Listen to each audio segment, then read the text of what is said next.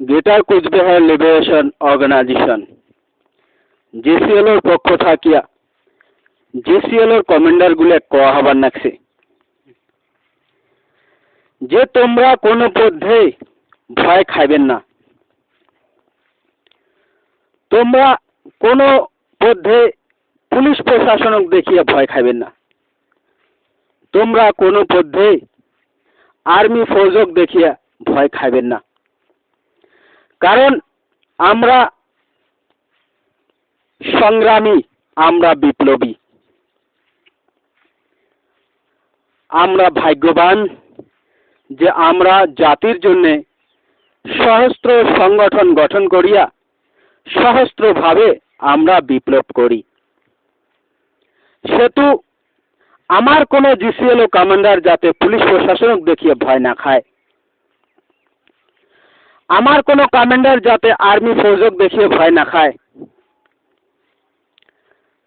আর ভয় খাওয়ার কোনো প্রয়োজন নাই, কারণ পুলিশ প্রশাসনের তো যেই অস্ত্র শস্ত্র থাকে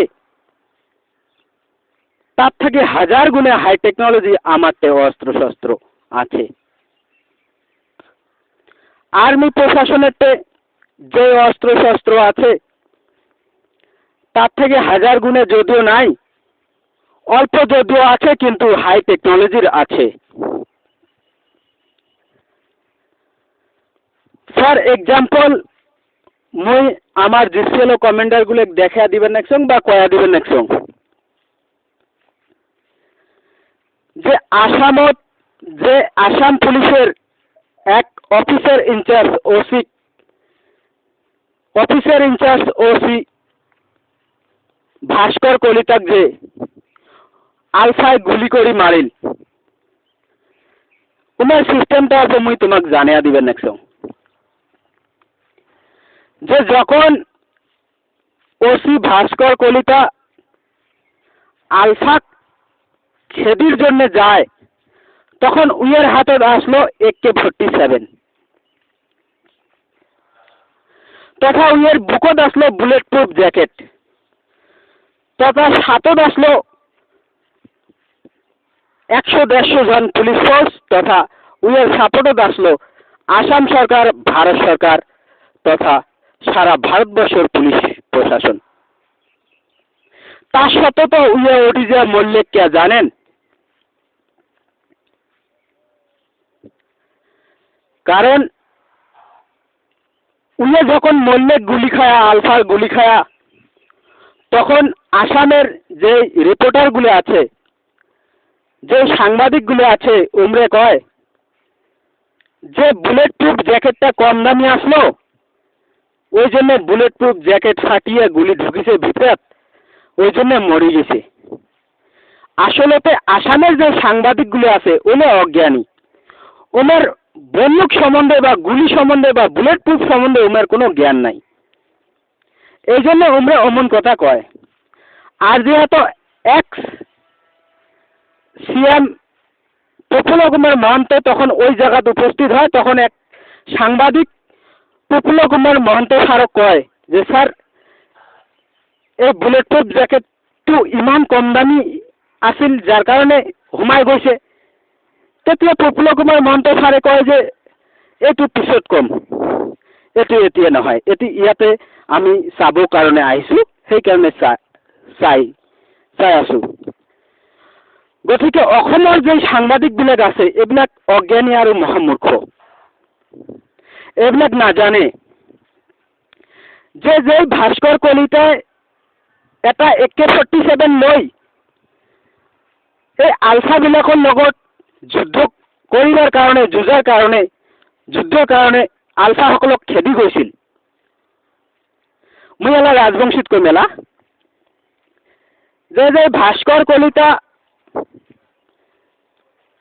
আসাম পুলিশের অফিসার ইনচার্জ ওসি ভাস্কর কলিতা ভারত সরকার, আসাম সরকার, পুলিশ প্রশাসনের সাপোর্ট নিয়ে তথা সাথত 150 পুলিশ ফোর্স নিয়ে আর ওই ভাস্কর কলিতার হাতে আসলো যে মারণাস্ত্র, ওই মারণাস্ত্রের নাম হচ্ছে AK-47।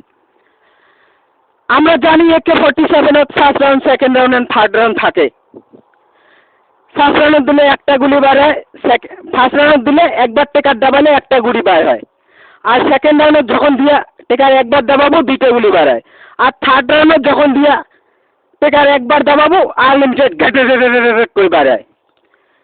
তো ওই AK-47 নিয়ে আলফার সাথে যুদ্ধ করার জন্য আলফা একেবারে ফিফটি বের গেছে। ইন্ডিয়া আসলো 150 পুলিশ ফোর্স, আর আলফা আসলো মাত্র 12 জন। মাত্র 12 জন আলফা থাকলে কি হবে? ওদের হাতত যে মারণাস্ত্র আসলো, ওই মারণাস্ত্রের নাম হচ্ছে bullet proof and folding M4 rifle. Alpha 12টার হাতত যে মারণাস্ত্র আসলো, যে অস্ত্র আসলো, ওই অস্ত্রটার নাম হচ্ছে bullet proof folding and M4 rifle. ওই M4 রাইফেলটা হচ্ছে বুলেট প্রুফ, ওই গুলিও হচ্ছে বুলেট প্রুফ, আর ওই বন্দুকটার নাম M4, ওটা ওই গুলিও বুলেট প্রুফ, ওই বন্দুকটাও বুলেট প্রুফ। আর ওই বন্দুকটা bullet proof plus water proof, ওটা যদি জলত 2 বছর ভেরত কাদত ফেলে রাখিস তাও জং ধরে নয়। ওটা water proof plus bullet proof, ওই গুলিও ওয়াটার প্রুফ, ওই গুলিও বুলেট প্রুফ। ওই রাইফেলটার নাম হচ্ছে M4। আর ওই রাইফেলটা বর্তমান ইন্ডিয়াত আসে নাই, ইন্ডিয়া সরকারে কিনে পায় নাই, ওটা আমেরিকাতে আছে। ওই রাইফেলটা আলফাতে আসলো। আর সেম যেমন AK-47 first round, second round, third round থাকে, ওই M4 রাইফেলও তো first round, second round and third round থাকে। আসাম পুলিশ তথা অফিসার ইনচার্জ OC ভাস্কর কলিতা উনি এখানে জানে যে মোর হাতত first round, second round, third round থাকা AK-47 মতো খতরনাক মারণাস্ত্র আছে, আর মুই বুলেট প্রুফ জ্যাকেট পিন্ধিছং। আলফা 12 জনকে 12,000 আসলো, মুই আজকে আলফা গুলি করি মারিম। কিন্তু আসাম পুলিশ অফিসার ইনচার্জ OC ভাস্কর কলিতা এখানে ভুলে গেছে যে উইয়া বুলেট প্রুফ জ্যাকেট পিন্দি আছে, আর যে আলফা গুইয়া খেদি যাবার ধরছে উমেরতে বুলেট প্রুফ বন্দুক আছে। আর যখনই হয়তো ভাস্কর কলিতা একজন আসামিস আর আলফাগুলো আসামিস, যখন আসামিসও খেদি যায়, তখন আলফা অসমীয়াগুলো রাগি গেছে। যেহেতু পুলিশ প্রশাসন দেখো পুলিশ প্রশাসন লৈ আইছে, সবরে হাতে হাতে মারণাস্ত্র, তবে ইয়াতে নিজে অসমীয়া হয়ে আমাক খেদি আইছে। তেতিয়া ইয়াকে আজি কেলা গম পোৱা দিন। তখন M4 বন্দুকটা আলফায় টার্গেট করি নিশানা লাগাই আছিল। আর তখন চিন্তা করছে ওই আলফাটায়, যেহেতু M4 বন্দুকটা ফার্স্ট রাউন্ড আছে, একটা টেকার ডাবালে তো একটা গুলি বার হবে। যেহেতু মোর বন্দুকটা বুলেট প্রুফ, আর যেহেতু বুলেট প্রুফ জ্যাকেট পিন্দি আছে, বুলেট প্রুফ জ্যাকেট পিন্দি আছে, আর মোর বন্দুকটা বুলেট প্রুফ M4 বন্দুক। তো M4 বন্দুকের গুলি তো বুলেট প্রুফ, এটা তো বুলেট প্রুফ জ্যাকেট ফাটিয়ে ঢুকে যাবে। তা ফার্স্ট রাউন্ড দিয়ে একবার টেকার দাবান, এক গুলিতে ভাস্কর কলিতা মারা যাবে। তখন পট করে ওই আলফাটা চিন্তা করলে যে হয়তো মই এজন অসমীয়া, আলফা হয় মই, আৰু ভাস্কর কলিতার এজন অসমীয়া। তো অসমীয়া শক্তি কিমান আমি অসমীয়াটো ভালদৰে জানো। সেই জন্য যেহেতু ভাস্কর কলিতা বুলেট প্রুফ জ্যাকেট পিন্ধি আহিছে, আৰু মোর হাতত বুলেট প্রুফ M4 বন্দুক আছে, M4 বন্দুক বুলেট প্রুফ গুলি আছে, সেটো মই যদি একবার মাৰো বুলেট প্রুফ জ্যাকেট ফাটিব। কিন্তু এটা গুলি সোমাই অসমীয়াসকলে কেতিয়াবা অসমীয়াৰ কলিজাটো বহুত ষ্ট্ৰং থাকে, অসমীয়াৰ কলিজাটো বহুত ষ্ট্ৰং থাকে। এটা গুলিত হয়তো বুলেট প্রুফ জ্যাকেটটো ফাটিব, কিন্তু ভাস্কর কলিতা মৰিব পাৰে আৰু নমৰিব পাৰে। তো গতিকে অসমীয়া হৈ অসমীয়া খেদিব আহিছে, যদি জীয়াই থাকে তেনেহ'লে আলফাৰ বদনাম হ'ব। তেতিয়া কি কৰিছে এই আলফাজনে হঠাৎ করে বুলেট প্রুফ M4 ফোল্ডিং বন্দুকটোৰ ফোল্ডিংৰ পৰা খুলি ডাইরেক্ট সেকেন্ড রাউন্ডত লৈ আহিছে। First round, second round, third round থাকে। সেকেন্ড রাউন্ডত লৈ আহি এটা টেকাৰ একদম নিচা লগা টাক কৰি টেকাৰ দাবাইছে, টাং কৰি দুটা গুলি বাঢ়ে যে বুলেট প্রুফ জেগাত ফাটি আসাম পুলিচ অফিসার ইনচার্জ OC ভাস্কৰ কলিতাৰ মৃত্যু হৈ গ'ল। তো এই জন্য আমি greater Cooch Behar liberation organization GCL কবার চাং যে পুলিশ প্রশাসনিকতে যেগুলো জিনিস আছে উমের থাকি বেশি হাই টেকনোলজির অস্ত্র আমারতে আছে। আর পুলিশ প্রশাসনে যেগুলো জিনিস জানি না উমের ট্রেনিংত শিখেও নাই, ওই ট্রেনিংগুলি আমরা শিখাই। গতিকে আমারতে পুলিশ প্রশাসন অজ্ঞানী, মূর্খ, কিছুই নয়। আমরা ফু দিয়ে উড়ি দেবো পুলিশ প্রশাসনক। এই জন্যে greater Cooch Behar liberation organization GCL পক্ষ থাকিয়া GCL কমান্ডারগুলা জানিয়ে দেওয়া হল যে পুলিশ প্রশাসনক দিয়া কোনোজন ভয় খাইবেন না, দাপটত থাকবেন, পুলিশ প্রশাসনক ফু দিয়ে উড়ি দেবো। তেমনি 2 নম্বর কথা হয়েছে যে মোর একটা বন্ধু আছে, উইয়া যেমন ভারতত এনার্জি কমান্ডো অমন পাকিস্তানত আছে ডবি কমান্ডার, ডবি কমান্ডো। তো ডবি কমান্ডো মোর একটা বন্ধু আছে যেটা পাকিস্তানি ডবি কমান্ডোর ক্যাপ্টেন। তা উইয়া মোক মানে উইয়ের সাথে মাঝে মাঝে মোর কথা হয়। তা কথা হইতে হইতে হইতে হইতে মানে ওই দিন যেদিন ভারতের মানে ভারতে যেদিন সার্জিক্যাল স্ট্রাইক করিল পাকিস্তানত, তা উইয়ের পরের দিন যখন সার্জিক্যাল স্ট্রাইক করিল তখন ভারতের ফোর্স সোশ্যাল মিডিয়া টিভি দেখে যে কি লেভেল মারি মারি খুচকারি আই আছে, হাঁটি হাঁটি আসি দিচ্ছে এয়ারফোর্সগুলা। তা তখন ওই পাকিস্তানের ডবি কমান্ডারটা ফোন করলো যে यार ये हिंदुस्तान का एयरफोर्स ने आपका वहाँ पे जाके 300 लोगों को मार के आया, ये सच है क्या? तो तखन कहे नहीं नहीं ये सब झूठ का बात है। वो ऐसा मतलब सुनसान टाइप का घर मकान था, वहाँ रात को चोर की तरह घुसा, 5-7 मिनट में बोमा फेंक के वो 2-4 गरीब लोगों को मार के चला गया। और उतना में हम लोग अटैक करने के लिए रेडी हुआ, लेकिन वो लोग भाग गया। तो चोरों की तरह आया और चोरों की तरह गया। मर्द किसको बोलते हैं हम हिंदुस्तान को दिखाएंगे। 2 मिनट के बाद मैं आपको वीडियो भेजूंगा, वो देखना। ওই সময়ত 50 খান এন্টি এয়ারক্রাফট নিয়ে দিনে 10টা সময়, দিনে 10টা বাজাতে পাকিস্তানের ফৌজি হিন্দুস্তানত ঢুকিয়ে গেছে।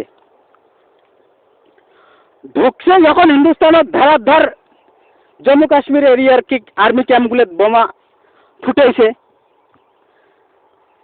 বোমা ফুটাইছে প্লাস যখন হিন্দুস্তান থেকে 2-3 এয়ারক্রাফট উমের সাথে যুদ্ধ করে গেছে, তখন ওই 2-3 এয়ারক্রাফট উমরে মারিছে, তথা একজন পাইলটের মৃত্যু হয়েছে আর একজনক জিন্দে ধরে নিয়ে গেছে। আর তারপরে ওই লোক ভিডিও প্রদান করছে যে দেখ ये ओरिजिनल है हमारा कहानी। तो ওই পাকিস্তানি डोबी कमांडर जेटा कैप्टन ये लोग कहे मर्द कौन है जो रात में चोरों की तरह घुसता है, वो ना जो दिन में शेर की तरह घुस के मार के आता है वो मर्द है। कौन है मर्द विचार करो।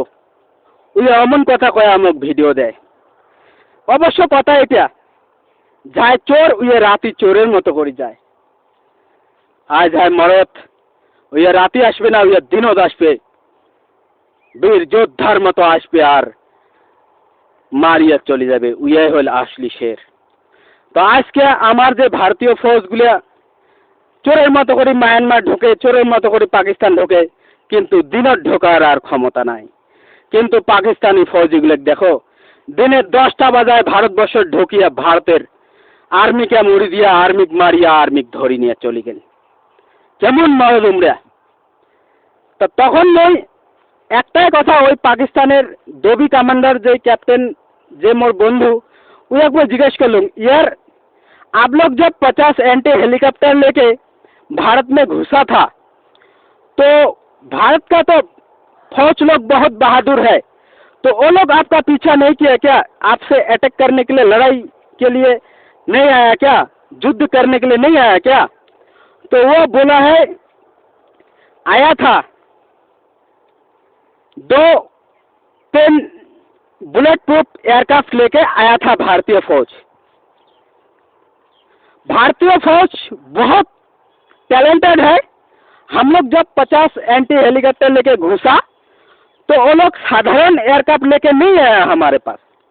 हमारे पास 3 बुलेट प्रूफ एयरक्राफ्ट लेके हमें मारने के लिए आया था। लेकिन वो भारतीय जो फौज है, उन्हें ये पता नहीं था कि हमारे पास जो बम है वो बुलेट प्रूफ बम है। वो लोग 3 बुलेट प्रूफ एयरक्राफ्ट लेके हम 50 एंटी एयरक्राफ्ट को मारने आया, और हमने 3 बुलेट प्रूफ बम फेंके, उन तीनों को मार गिराया और अभिनंदन को पकड़ के लेके चला गया। तो ये है जो पाकिस्तान का फौजी और हिंदुस्तान का फौजी में डिफरेंट क्या है। पाकिस्तान का फौजी अगर लड़ने के लिए आता है तो दिन में आता है, और हिंदुस्तान का फौजी अगर लड़ने के लिए जाता है तो रात में जाता है। तो रात में चोर जाता है और दिन में मर जाता है। और दूसरी बात यह है कि हिंदुस्तान का फौजी अटैक करने के लिए जो बुलेट प्रूफ एयरक्राफ्ट लेके पहुंचा, बुलेट प्रूफ एयरक्राफ्ट तो उसके पास था, लेकिन बुलेट प्रूफ बम उसके पास नहीं था। जिस प्रकार भास्कर कलिता ने बुलेट प्रूफ जैकेट पहना था, लेकिन बुलेट प्रूफ बंदूक उसके पास नहीं था, उसी प्रकार भारतीय फौज के पास बुलेट प्रूफ एयरक्राफ्ट था, लेकिन बुलेट प्रूफ बम नहीं था। उसी प्रकार पाकिस्तान का पास बुलेट प्रूफ एंटी हेलीकॉप्टर भी था और एंटी बुलेट प्रूफ बम भी था, जिससे दिन का 10 बजे वो शेर की तरह घुसा और हिंदुस्तानी फौजियों को मार गिराया और उन्हें जिंदा पकड़ के लेके गया, और पूरा दुनिया में देखा दे कि हम मर्द है। तो ওই সময় আমি ওই ভিডিও আর এই কথাগুলো রেকর্ড করে নিয়ে আমি ফির বাপ রে বাপ কত বড় গোবরা রে। ওম নমঃ শিবায়।